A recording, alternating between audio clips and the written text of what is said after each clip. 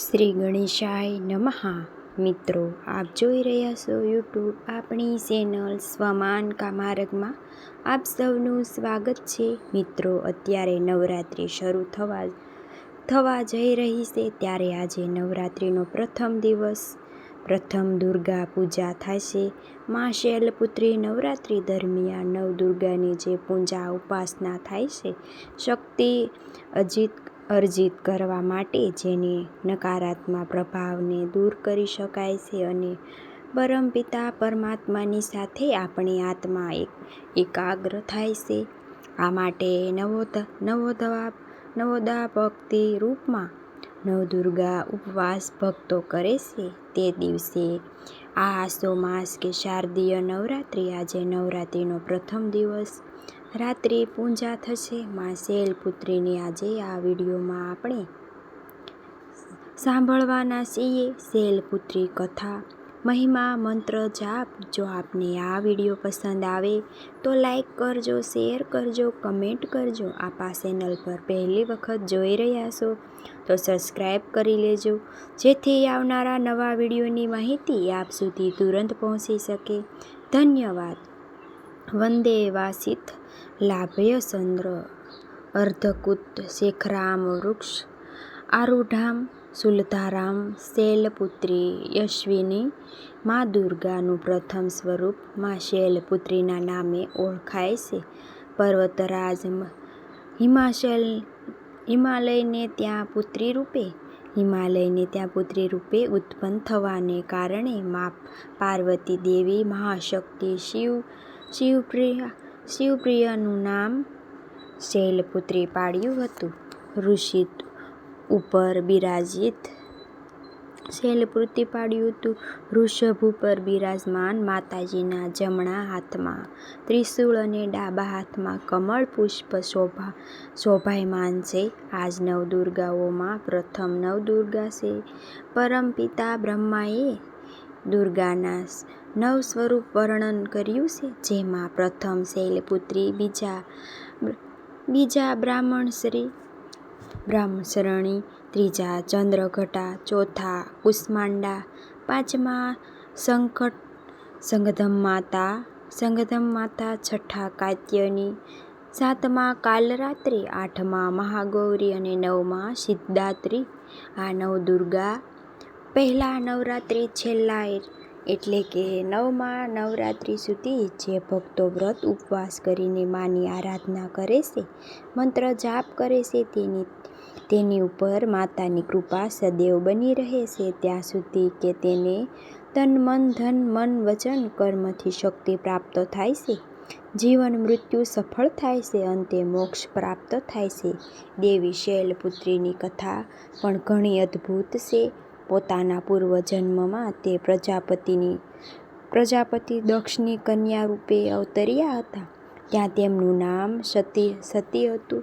તેમનો વિવાહ ભગવાન શિવજી સાથે થયો હતો. એક વખત પ્રજાપતિ દક્ષે એક બહુ મોટું યજ્ઞ કર્યું. તેમાં તેમણે બધા દેવતાઓને પોતપોતાના યજ્ઞ ભાગમાં પ્રાપ્ત કરવા માટે નિમંત્રણ કર્યા, પરંતુ તેમણે શિવજીને યજ્ઞમાં નિમંત્રણ કર્યા અને તેમની પુત્રી યજ્ઞમાં નિમંત્રણ ન કર્યા. અને તેમની પુત્રી સતીને જ્યાં આ વાત ખબર પડી તો પિતાએ વિશાળ યજ્ઞનું અનુષ્ઠાન કર્યું છે અને પોતાને આમંત્રણ પણ આપ્યું નથી. ત્યારે તેઓ જવા માટે વ્યાકુળ થયા. તેમને થયું કે પિતાને ઘેરે જવામાં આમંત્રણની શી જરૂર છે. જ્યારે પોતાના મનની વાત તેમના પતિદેવ ભગવાન શિવને જણાવી, ત્યારે સઘળી વાત સાંભળીને શિવજીએ તેમના પ્રિય સતીને કહ્યું, દેવી પ્રજાપતિ દક્ષ કોઈ કારણવશ આપણા પર રૂષ્ટ છે. પોતાના યજ્ઞમાં તેમણે બધા દેવતાઓને નિમંત્રણ કર્યા છે, તેમાં યજ્ઞમાં ભાગ પણ તેમને સમર્પિત કર્યા છે. તે પણ આપણે જાણવા જોઈએ. બોલાવ્યા નથી, જાણી જોઈને બોલાવ્યા નથી, કોઈ સૂચના પણ મોકલી નથી. આવી પરિસ્થિતિમાં તમારું ત્યાં જવાનું કોઈ પણ રીતે શ્રેષ્ઠકર નથી ગણતા. શિવજીના ઉપદેશથી સતીને કોઈ પણ લાભ ન થયું. પિતાનો યજ્ઞ જોવા ત્યાં જઈને માતા અને બહેનોને મળવાની તેમની વ્યાકુળતા કોઈ રીતે ઓછી ન થઈ. સતીનો પ્રબળ આગ્રહ જોઈને ભગવાન શિવજીએ તેમને જવાની રજા આપી દીધી. પિતાના ઘેરે પહોંચીને સતીએ જોયું કે કોઈ પણ તેમની સાથે આદર અને પ્રેમથી વાતચીત નથી કરી રહ્યું. બધા લોકોના મોં સડેલા છે. કેવળ તેની માતાએ જ તેને આશ્વાસન આપ્યું. માતાએ સ્નેહથી તેમને હૃદય સંસ્કાર આપ્યા. બહેનોની વાતોમાં વ્યંગ અને ઉપહારનો ભાર હતો. પરિજનોના વ્યવહારથી તેમના મનમાં ઘણો ક્લેશ પહોંચ્યો. સતીએ જોયું કે ત્યારે ભગવાન દક્ષે ઉપરાંત તેમના નમન કર્યા, સંસ્કાર આપ્યા. બહેનો વાતોમાં વ્યંગ અને ઉપહારોનો ભાર હતો. પરિજનોના આ વ્યવહારથી તેમના મનમાં ઘણો આઘાત થયો. પરિજનો આવ્યા, તેમને મનમાં ઘણો ક્લેશ પહોંચ્યો. સતીએ જોયું કે ત્યાં ભગવાન સદાશિવ પ્રત્યે તિરસ્કારનો ભાવ ભરેલો. દક્ષ તેમના પ્રત્યે કંઈક અપમાનજનક વચન પણ કહી રહ્યા હતા. આ બધું જોઈને સતીનું હૃદય અત્યંત દુઃખ અને ગ્લાનિથી તથા ક્રોધથી તપી ઉઠ્યું. તેમણે વિચાર્યું કે ભગવાન શિવની વાત ન માનીને અહીં આવીને મોટી ભૂલ કરી છે. હવે સજા પણ મારે જ ભોગવવી પડશે. તેઓ પોતાના પતિ ભગવાન શિવજીના અપમાનને સહી ન શક્યા. ત્યારે તેઓ યોગ્ય અગ્નિ દ્વારા પોતાના તે રૂપને, શરીરને, તત્વકાળને બાળીને ભસ્મ કરી નાખ્યું. જે શરીર તેમને પિતા દક્ષથી પ્રાપ્ત થયું હતું. વ્રજપ્રાત જેવી આ દારુણ દુઃખદ ઘટના ઘટી. શિવજીને કાને વાત ગઈ કે પોતાના ગણોને શિવજીએ એમ મોકલ્યું કે દક્ષના યજ્ઞને સંપૂર્ણ વિધ્વંસ કરાવી નાખ્યો. સતીએ યોગ્ય અગ્નિ દ્વારા પોતાના શરીરને બાળીને શૈલરાજ હિમાલયની પુત્રી રૂપે ફરી નવો જન્મ લીધો. તેઓ હવે શૈલપુત્રીના નામે વિખ્યાત થયા. શૈલ એટલે પર્વત અને પુત્રી અર્થાત તેમની કન્યા પર્વતની કન્યા છે. શૈલપુત્રી પાર્વતી, હેમવતી પણ તેમના અલગ અલગ નામ હતા. ઉત્પન્નથી એક કથા અનુસાર તેમણે હેમવતી સ્વરૂપે દેવતાઓનો ગર્વ ખંડિત કર્યો હતો. શૈલપુત્રી દેવીનો વિવાહ પણ સદાશિવ સાથે થયો. પૂર્વજન્મની જેમ આ જન્મમાં પણ તેઓ શિવજીના અર્ધાંગિની બન્યા.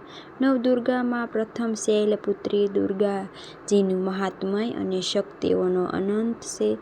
નવરાત્રિ પૂજનમાં પ્રથમ દિવસે માની પૂજા ઉપાસના કરવામાં આવે છે. પ્રથમ દિવસની ઉપાસના યોગીઓ પોતાના મનને મૂલાધાર ચક્રમાં સ્થિત કરે છે. અહીંથી જ એમની યોગ સાધનાનો પ્રારંભ થાય છે. નવરાત્રિના પ્રથમ દિવસે પ્રથમ રાત્રિએ મા શૈલપુત્રીના સ્વરૂપમાં પૂજા દેવીની થાય છે. આપણે મહાકુળદેવી તો ઘરમાં બિરાજિત જ હોય છે. તેમાં જ નવદુર્ગાનો સમાવેશ થઈ જાય છે. મા તો એક જ છે, સ્વરૂપ અલગ અલગ છે. ભક્તોની મનોકામનાની પૂર્તિ અર્થે મા અલગ અલગ સ્વરૂપમાં ધારણ કરીને ભક્તોને આનંદ આપે છે. પ્રથમ નવરાત્રિ શૈલપુત્રી દેવીને આપણે જ્યારે પૂજા ઉપાસના કરીએ, ધૂપ દીપ અને નિવેદ આદિ, ત્યારે માને ઘી અને દૂધની ચીજથી જે ભોગો તૈયાર થાય છે તેનો ભોગ ધરાવાય છે. માતાને ગાયનું દૂધની બરફી કે તેનો પણ ભોગ ધરી શકાય છે. ખીરનો ભોગ પણ ધરી શકાય છે. આ રીતે માને વિવિધ શૃંગાર સજાવીને, પુષ્પહાર પહેરાવીને માની સામે પૂજા કરીને આરતી કરાય છે. આવો આપણે સાંભળીએ મા શૈલપુત્રીની આરતી.